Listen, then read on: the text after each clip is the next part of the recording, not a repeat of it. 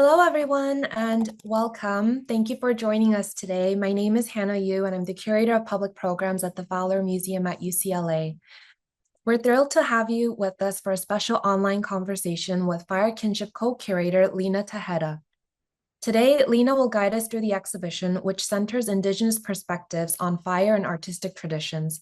Fire Kinship invites us to consider how community, resilience, and the natural world are deeply interconnected. Lina will speak to the interdependence between Southern California's natural ecologies and Indigenous artistic practices, traditions that are inseparable from the landscapes that sustain them. She'll also highlight the feminist voices within the exhibition, exploring how women's labor, land stewardship, and cultural transmission shape both the visual language and the deeper meaning of fire kinship. A bit about Lina before we begin. Lina Tejeda is Pomo from her tribal homelands in Northern California and of Mexican heritage from Nayarit. She holds a master's degree in history from California State University, San Bernardino, with a focus on California Indian studies, museum studies, and public history. She is a passionate advocate for the return of sacred cultural items to their originating tribal nations and for telling the true histories of California and Indian peoples within institutional spaces. In her personal life, Lina is a traditional Pomo dancer and is deeply involved in cultural practices including basket weaving, regalia making, singing, materials gathering, and preserving Indigenous ecological knowledge. We're truly honored to have her with us today. And before we begin, just a quick note, if you have any questions during the program, please use the Q&A function at the bottom of your Zoom screen. You can also upvote questions you'd like to hear answered, and we'll do our best to get to as many as we can during the session. And with that, I'll turn it over to you, Lina.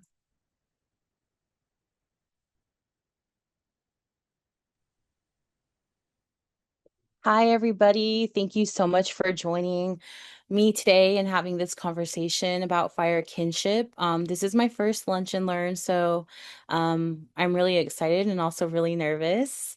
But I really wanted to just show my gratitude for everyone spending their lunchtime here with me today. But with that being said, I am going to start my presentation and I will have to share screen and set it up really quickly. So we'll go ahead and get that going.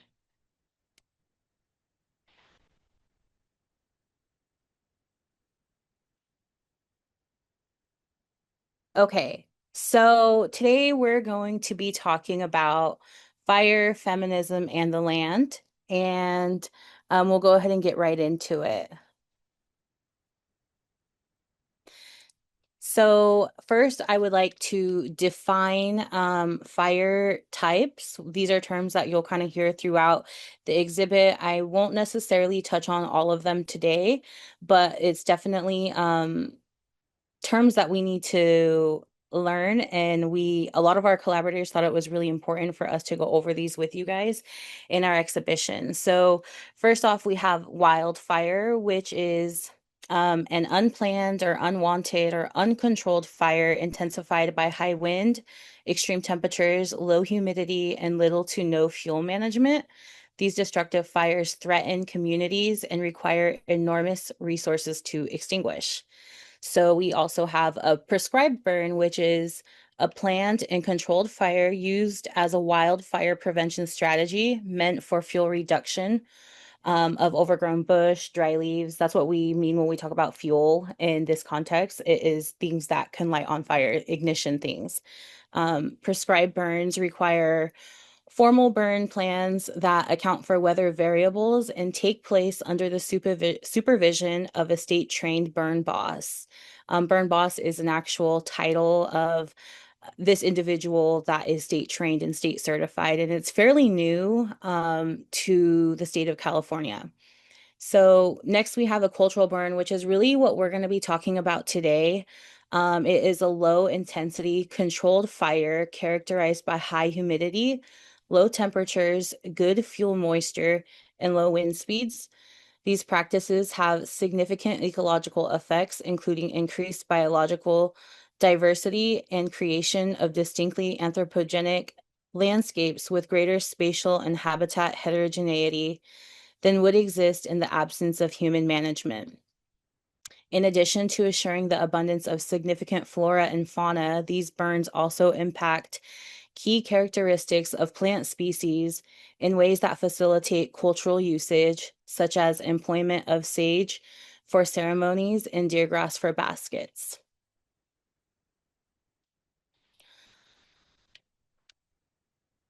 Okay, I'm gonna try,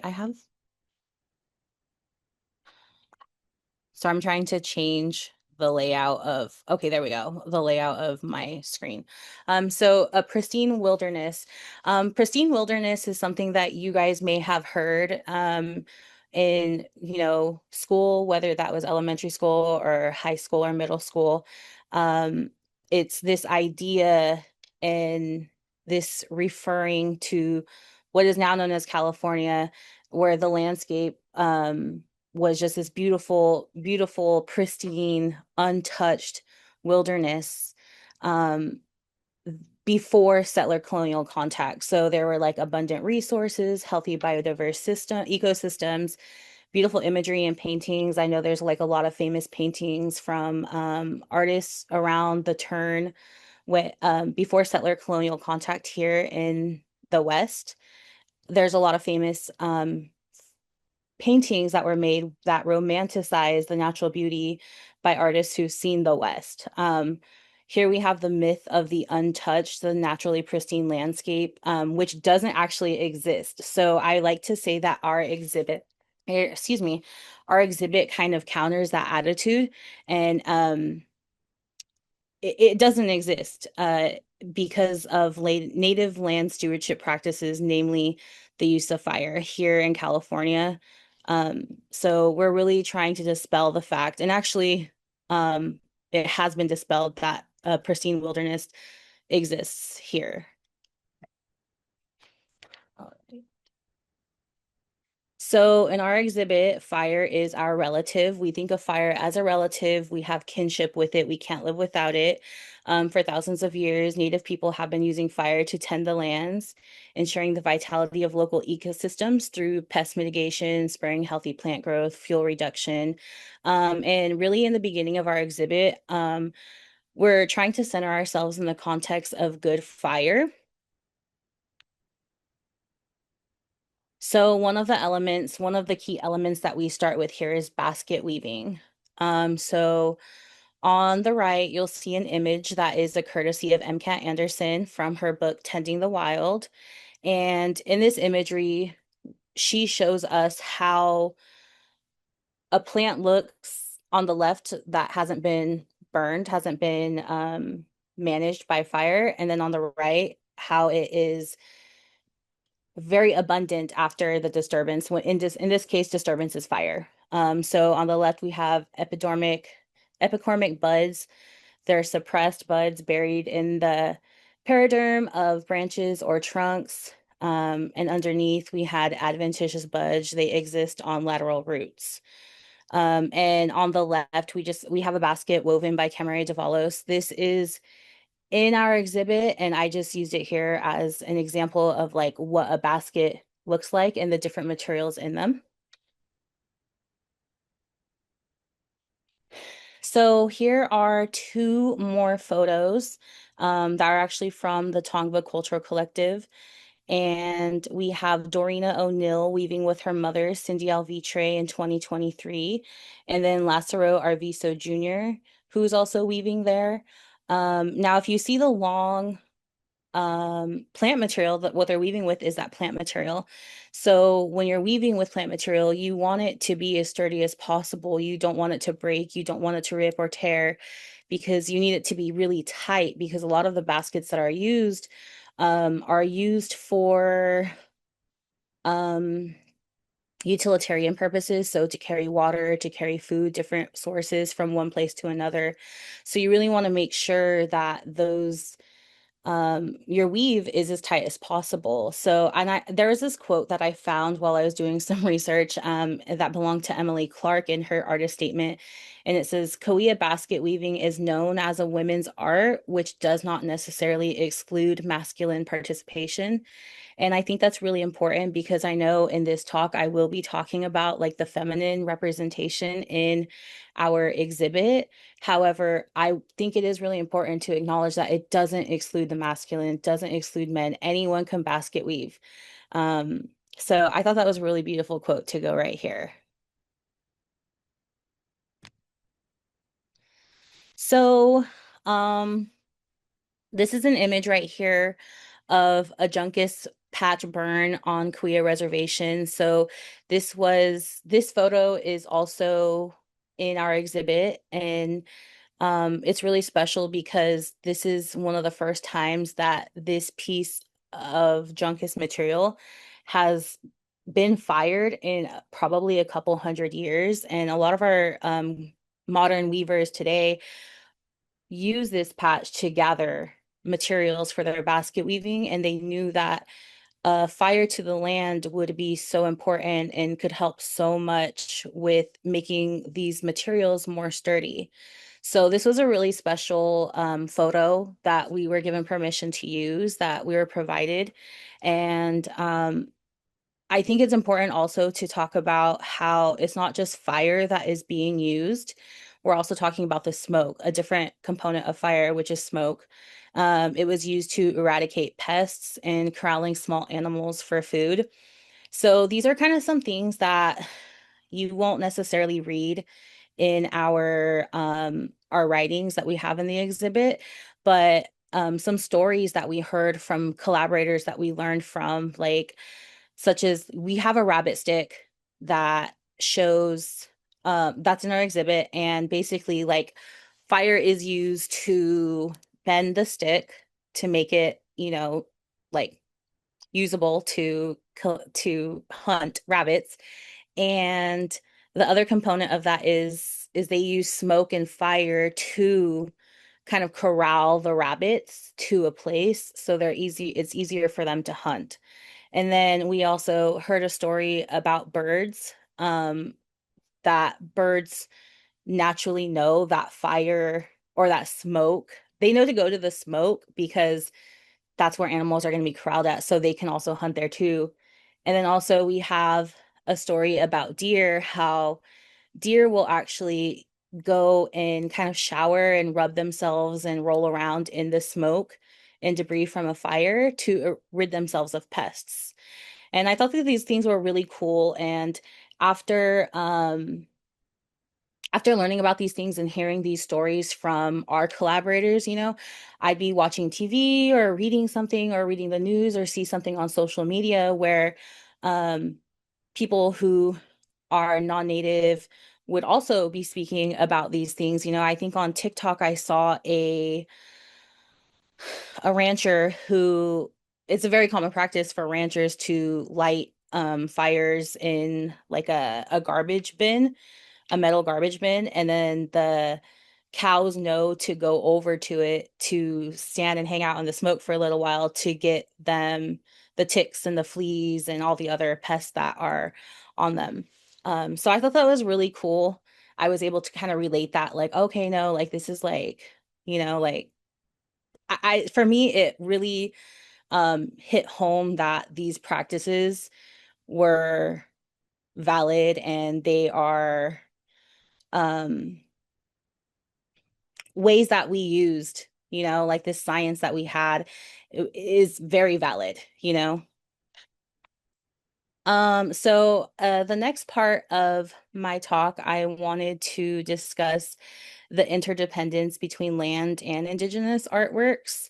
So one thing that I found really interesting was that when we were in talks with different installation artists and our collaborators, we didn't exactly give them our vision, Daisy and myself, like a vision that we wanted them to come up with. Like we didn't have a specific vision for these art pieces. And so for me, it was really cool that all of the artists in all of their statements talked about how their artwork is connected to the land. Um, they either found inspiration or it's directly connected, or they use pieces and components from our landscape for their artworks. And that was something that I thought was so beautiful because it was kind of like writing this narrative that we kind of knew was there, but everyone just fell into it. So the first piece that I wanted to talk about was Sand Acknowledgement by Lázaro Arvizo Jr. And he is a Tongva, Gabrielino, and Nawa cultural bearer who made this beautiful piece along with collaboration from the others from the Tongva Cultural Collective. And this is a sand acknowledgement. It's a sand painting, and we have different elements here of night and day, and the dark side with the black and the white represents the constellations. And then on the blue side with the yellow, you guys can see the yellow like around the rocks. Those represent sun rays and really just human beings being in the cosmos on Earth, how everything is just connected. And he used sand, and a lot of times they use natural pigments to create the colors for the designs. And um, usually these pieces are done out in the wilderness, like out, on the land. And when they like over time they go back to the earth, so the elements just take away, and that's just kind of how everything gets dispersed back to the land traditionally. So I think that's really beautiful. And then we have The Sky is on the Ground by Leah Matafrawa, who's Chumash, and her piece really talks about or reflects on poppies and how the sun and fire are important to the regrowth and rebirth of poppies. So we also have Woman Fire by Emily Clark. It's a poem. And one thing I do want to point out with our poem here is that um, it is written, it is like, if you can tell this, the squiggles, like the lines, those are a basket design that it is written like that on purpose. They represent the Kuya Mountains that surround our area. And I always get really emotional when I talk about this piece because it's just so beautiful. Woman Fire explores the undertaking of healing after leaving an abusive relationship. The process is likened to that of cultural burning, which encourages renewal, regrowth, abundance, and strength of the land. It explores the dynamic between the harsh reality of violence affecting Native women and the beauty of the cultural art that they create. And that was in her artist statement. So I really like to highlight this. And if you're able to read it, if not, you can, visit the Fowler and take a look at it and read it for yourself. It's very it hits home for a lot of reasons. We talk about reservation land, the land she grew up on, which I can also relate to. So I just think that this is a beautiful piece. So we also have this piece by Gerald Clark Jr., and it's called The Heart is Fire. So there was a book written in 1996 by Deborah Dozier called The Heart is Fire, which is talks about Kauai history, cultural evolution, and connection to the land. And then again, this all comes from Gerald's artist statement, and he also has this quote in there, which I thought was really moving. The thing that makes a person Kauai is not measured by clothing, food, housing, or a government enrollment number. The element that defines a person as Kauai resides in the heart. So also in his statement, he talks about how this is his understanding of the Kauai of the world through his Kauai lens and the Kauai world also. So in his installation, which is very large, it's much larger than this here, there is a beating heart, and there are some rattles that are used for Kauai bird singing, and the points that go around the fire, like where the wood is, those are meant to represent again, a basket design, a Kauai basket design. And here we also have the cosmos. It's meant to look like a campfire. And in the back, you can kind of see it in this image, but this room is really dark. So the only thing that is lit up is the heart, but you're able to see the stars and the cosmos projected on the wall also in the back. So that is a very beautiful piece also. And then we also have Dormidera by Wishoyo Alvitre. So this piece is a installation of three separate 4x4 canvas paintings that she painted. Um, Dormidera is a Spanish word for poppy, meaning the sleepy flower or to fall asleep. So kind of touching more on the poppies, you see poppies a lot, and a lot of our artists talk about poppies because poppies are um they respond better and have more growth when there is a little bit of fire on the land. And another really cool component or cool little tidbit that I like to tell people that you also won't really see in the exhibit is that we see these really big poppy blooms um in California, and a lot of them go viral, like, hey, like people go and take photos with them. But the reason why they're there, and usually what happens is poppies grow like that in areas that have been devastated by fire. So we will probably be seeing um massive poppy blooms happening in the LA area in the next couple of years. So it's really interesting to look at this regrowth and rebirth after devastation, kind of like what Emily talks about in her poem. She's able to verbalize that. So I think that this is a really beautiful piece.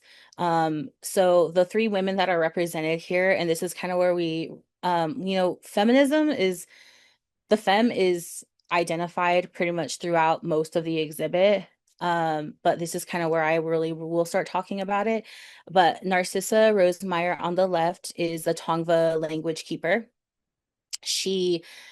I believe she did voice recordings of the Tongva language, and the language that they do have today is directly linked back to those recordings that she did. So she's a very important person for the Tongva people. Modesta Avila in the center, she protested the development of the Santa Fe Railroad on her family's land, and she became the first convicted felon in the state of California and was at San Quentin Penitentiary. She was the first person and also the first woman. And then we also have Espiritu Leonis, who protected her ancestral homelands by using the US legal system, and she ended up doing that successfully after like a 15-year fight.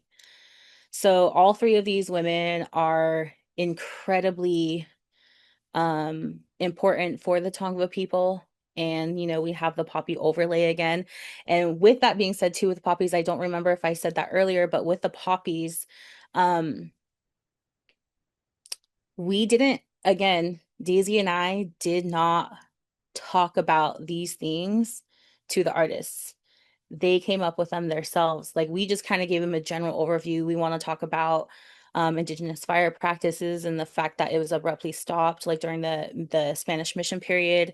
And these were the things that they came back with. So it was really beautiful. And this is my first exhibit, if nobody knew that, but this is the first exhibit I curated.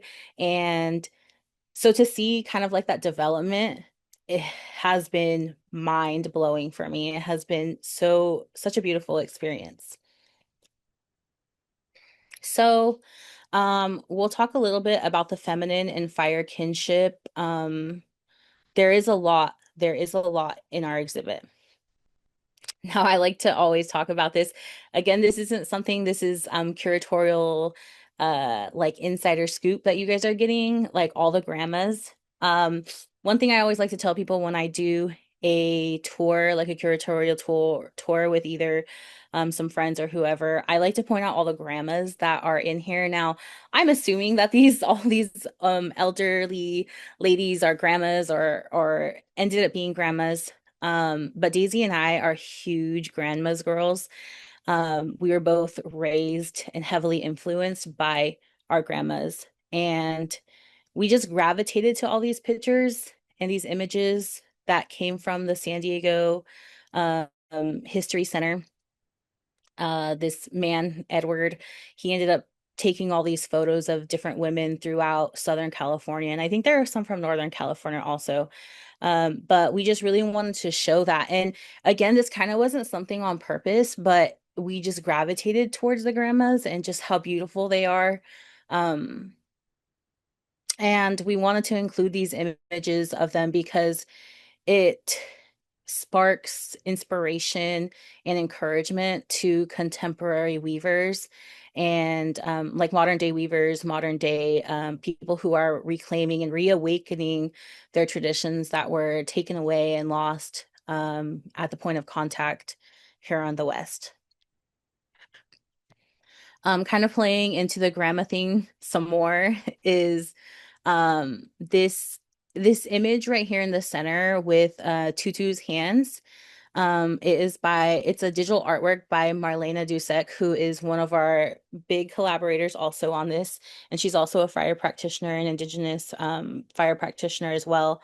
But she created this digital artwork of this basket and her grandmother's hands right there. Tutu means grandmother in her language. And the actual basket we have in the exhibit is right there on the left-hand side. So that digital art is just the digital art that she created around that basket, which is a historical basket. We don't have many historical baskets in our exhibit, but the ones that we do have, a lot of them come from Marlena's family, the Kalak family.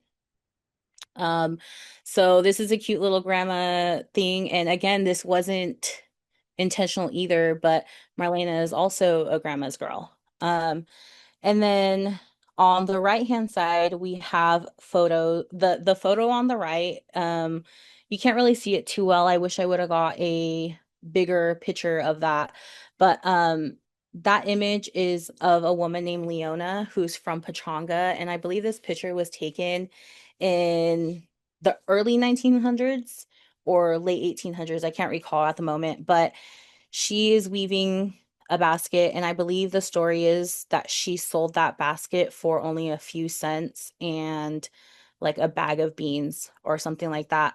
In the artist statements, like in the little tombstones that are down there that you can kind of see a little bit of, it shows more of the story. But with that image, we were showing Marlena, again, she was a collaborator and like a big advisor on this project. She was going through the images with her. We were showing her them like, hey, like these are local women to the area, weavers and people who made oyas. What do you think of these photos?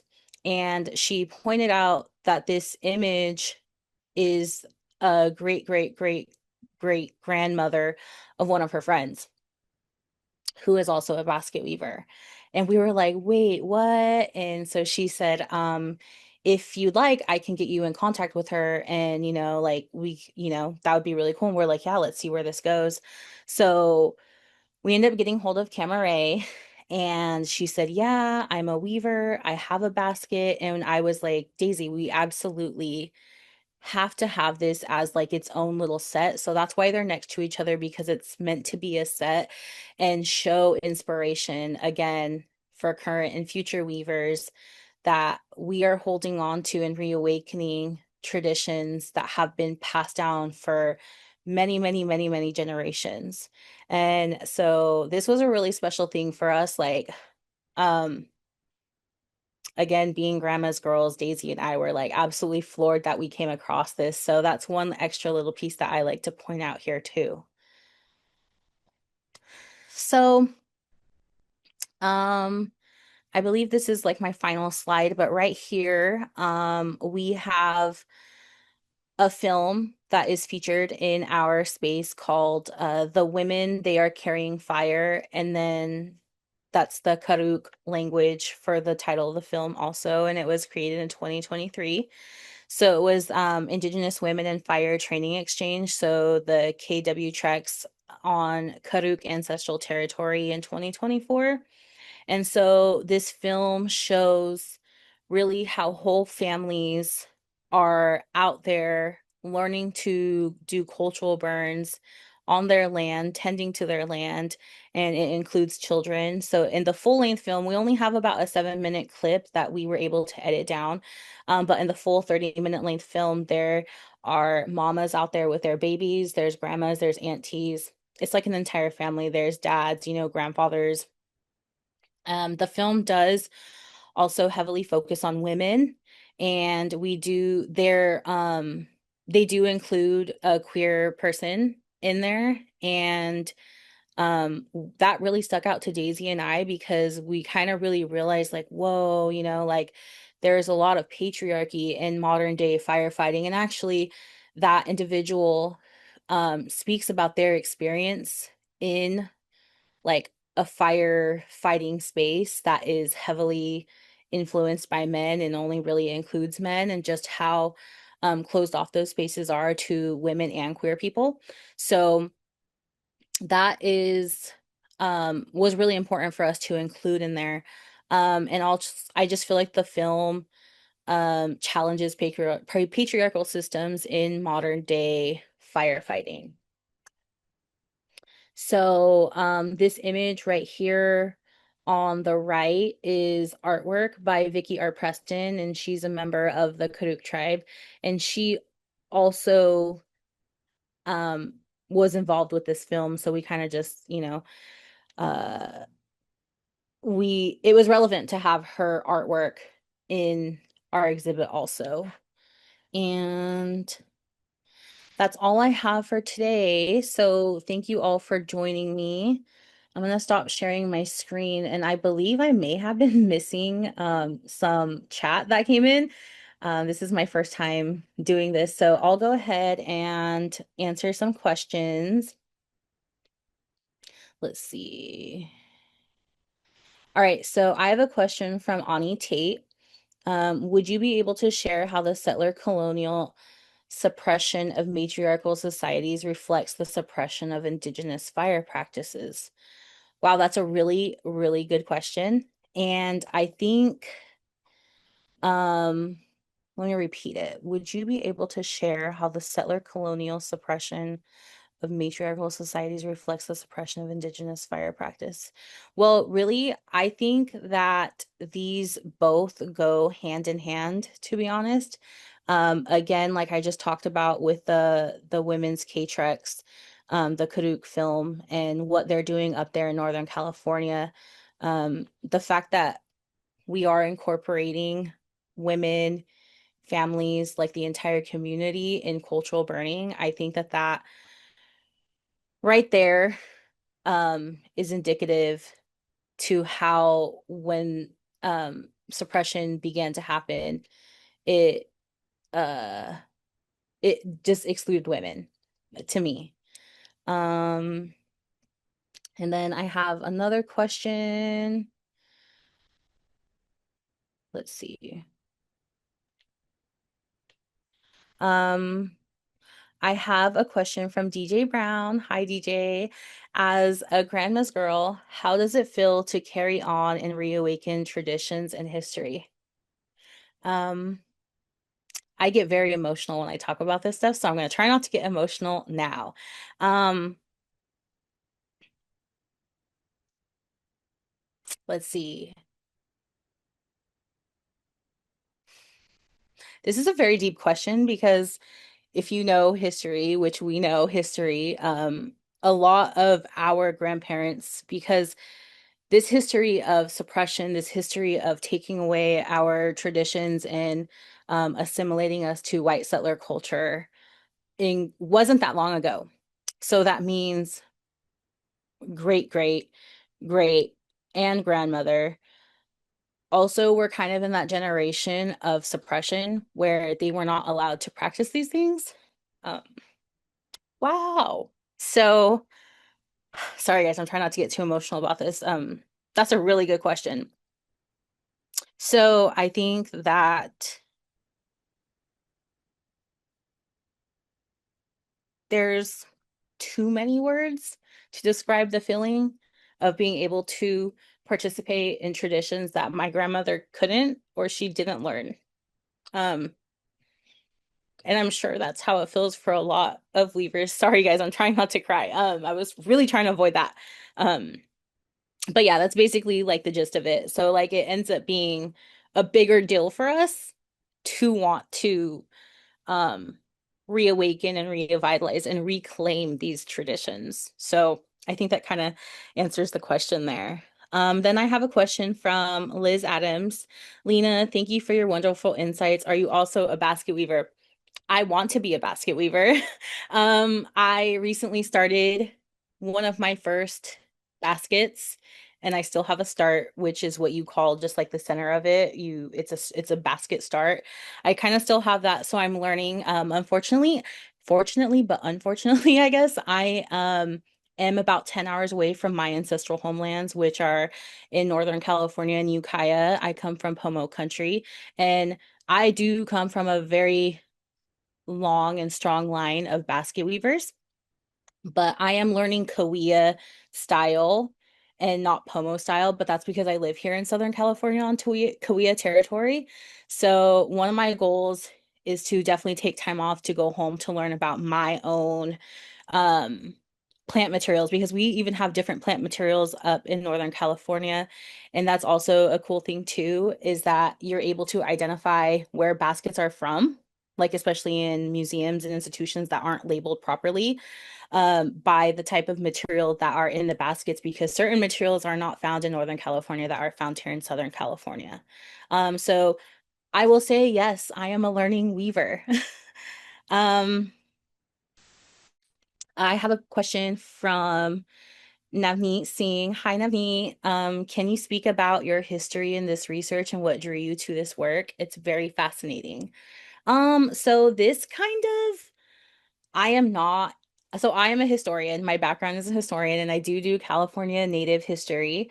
But this project kind of came into our lap like randomly.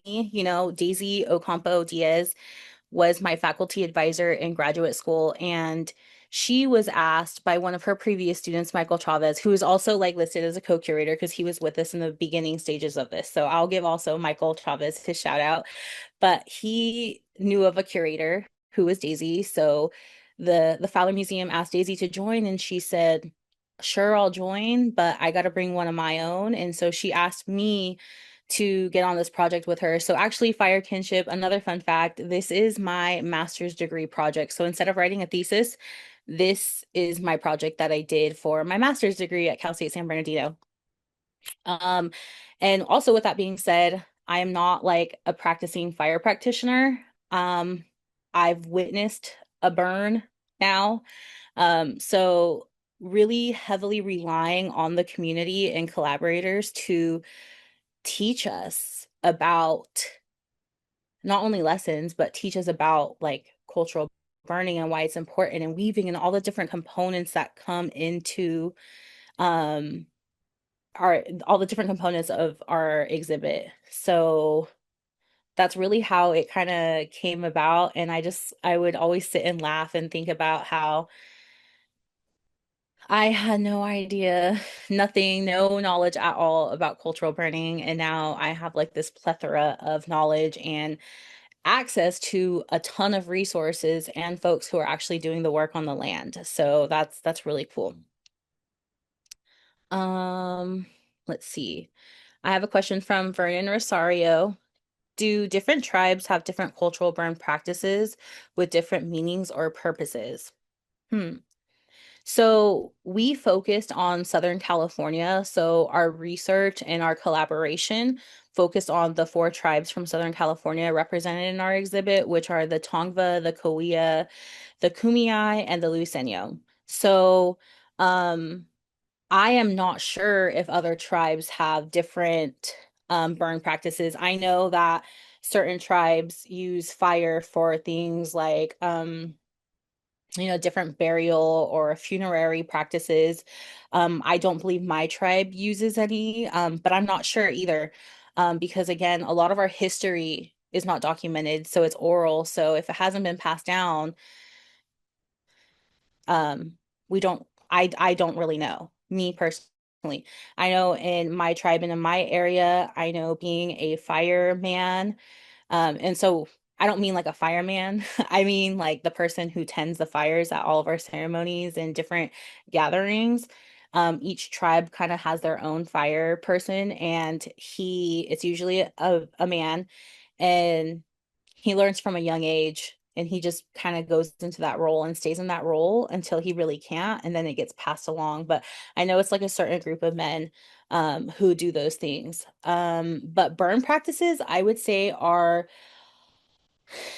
probably really similar to each other because, we talked about biodiverse ecosystems, and these were ways that we just knew how to tend to the land. This is indigenous science, and I say indigenous science and not traditional ecological knowledge. I say indigenous science on purpose because it seems like it it holds more power when you say science to Western thinking, right? So, to answer your question, I would guess that most of them culturally, or having prescribed burns are similar. Um, but I really don't know meanings because again, we only focus on these four tribes. But I would really like to learn more about fire practices going on in Northern California because that's my ancestral homelands. And I know one thing in our exhibit that we touch on a little bit, not too much, but is this cross-cultural learning from Northern California and Southern California. And that is actually the reason why Daisy and I decided to only do Southern California and not include all of California, which is what we were originally going to do, is because we realize that there is a gap in like policies, governmental policies and getting burn permits, and this whole burn boss um title. So I think that would answer that question. So I have another question from Ani. Thank you so much for your answers. I was wondering how you think visual information around fire, like Smokey the Bear, affects our relationship to the land. I think, for example, we do have Smokey the Bear in our exhibit because a lot of people don't know that he is inherently very anti-Indigenous fire and Indigenous land stewardship. A lot of people don't know that, and a lot of people are shocked to learn that. I actually was shocked to learn that 2 years ago also. But I think that overall, so Western society, it creates this idea of fear around fire, and that um it totally changes our relationship with the land because our ancestors caretook the land. It was their responsibility, but by putting fire on the land. But I think now a lot of people are afraid to put fire to the land, and that's why we have all of this fuel, and that's why we have mega fires in California, to say that that is the only reason why that is, we can't slap a band-aid on fixing what's going on in California right now as far as wildfires go. But I think that we definitely have a fear of fire and not really being ingrained with the responsibility of stewarding the land to make sure that it's sustainable for future generations. And then I have one last question from Elena Rios. Thank you so much for this sharing, Lina. I appreciate the work you are doing. I enjoyed visiting the exhibit. I was taught that another component that sets prescribed fire burn apart from cultural fire burn is that a cultural fire burn, in addition to all of the other reasons you mentioned earlier that set it apart from a prescribed fire, is that it is led, directed, and implemented by Indigenous burners from beginning to end, with Indigenous leadership and all decision making taking precedence. Whereas, in contrast, a prescribed fire burn is being led, directed, and implemented by local fire departments, not necessarily Indigenous burners or Indigenous leadership, but may have Indigenous participation. For me, having been involved with fire stewardship most of my life feels important. What is your perspective? So my perspective is I do think that people should be listening to Indigenous communities and letting us take the lead on these um, burns, especially in your local area. Now, one of the questions I've gotten a lot over recent times, especially at the beginning and opening of our exhibit when the wildfires were raging through our region, um, is kind of centering this, like, what is the answer? Like, how can we fix this problem? But one thing I really want to say and make very clear is that I do not believe that we can slap a band-aid on a problem and fix a problem that has been rearing its head for well over 200 years now. So all this fuel, so a lot of people are like, well, what can we do? What would you suggest people can do to help this problem of wildfires in our area? And again, as a non-fire practitioner, because I'm not a fire practitioner, but as somebody who has knowledge and somebody who is well aware of Indigenous science and fully believes in those practices, I believe that we have to, like, we can, in our own homes, like, we need to do our best to eradicate invasive species. So plants that are more fire resilient, so like eucalyptus trees should not be in your backyard because that's like kindling for fires. Um, but I I think it's really important to listen to Indigenous people and let them lead these spaces. But I'm also careful when saying that because I don't want the responsibility of 200 years of fire suppression to come back on us. If that makes sense. Like, I don't it's a really complicated answer. It is, but it isn't. So I think that that's where I'll end it with that question, because I do think it is unfair to put over 200 years of fire suppression on us, on Indigenous people. There are not a lot of us. There are a lot of us, but there are not a lot of us doing this work. So it is going to take the help of other agencies and cooperation through other agencies and government departments. But yeah, that's it. Those are all the questions I have. Thank you everybody for your questions. I hope you enjoyed our time, and I'll go ahead and pass it back to Hannah. Thank you so much, Lina, for sharing your insights and for guiding us through the themes and stories behind Fire Kinship. It's been a privilege to learn from you today. And thank you to everyone who joined us for this Lunch and Learn session and for all the wonderful questions. We hope you enjoyed this intimate dive into the exhibition and gained a new appreciation for the symbolism and histories carried by the works on view at the Fowler. If you have yet to see the exhibition, please come by and visit us on campus. Before we close, just a quick reminder, today's program has been recorded and will be available on the Fowler Museum website in the coming weeks, so you'll be able to revisit the conversation or share it with friends and colleagues. We also invite you to join us for upcoming summer public programs, which are up on our website. There's always more to discover at the Fowler. Thanks again for being with us and have a great rest of your week, and we look forward to seeing you again very soon. Thank you all. Bye-bye.